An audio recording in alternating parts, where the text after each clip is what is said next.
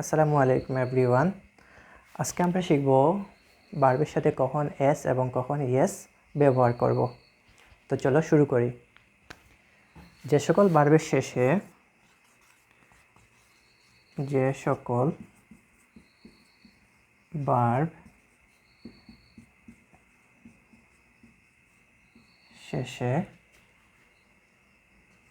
ও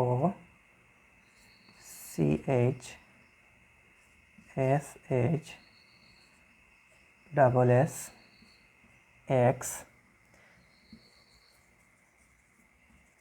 থাকবে, তাদের শেষে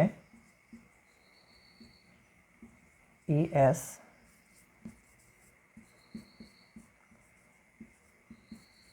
যোগ করব। তো দেখো, যে সকল ভার্বের শেষে O CH SH double S X থাকবে তাদের শেষে ইএস যোগ করব। First example, he go to school. ভার্বের শেষে কি আছে? ও আছে, এই জন্য ভার্বের সাথে আমরা শুধুমাত্র ইএস যোগ করব। তাহলে কারেক্ট আনসার হবে হি গোজ টু স্কুল। 2 নম্বর sentence, he catch the ball. ভার্বের শেষে সিএইচ আছে, সেজন্য ইএস যোগ করব। Catches. Next one, she wash her face.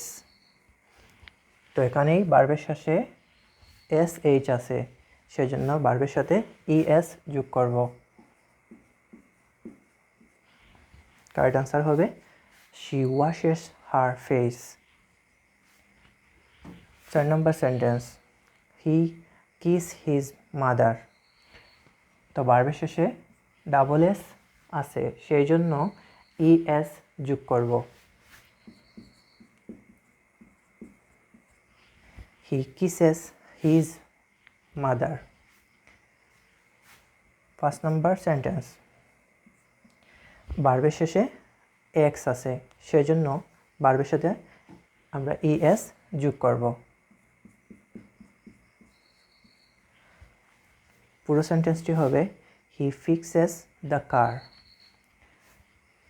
7 নম্বর সেন্টেন্স, রহিম রিড। ভার্বের শেষে এখানে কোনো O CH SH double S X নাই, সেজন্য আমরা শুধুমাত্র এস যোগ করব।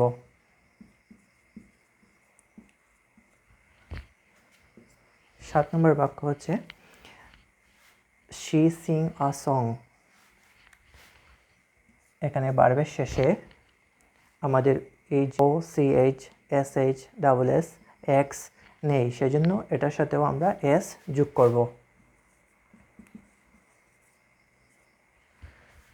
তাহলে শি সিংস আ সং, সে একটি গান গায়। তো থ্যাংক ইউ এভরিওয়ান। পরবর্তী ভিডিওতে আমরা অন্য কোনো বিষয় নিয়ে কথা বলবো। আসসালামু আলাইকুম।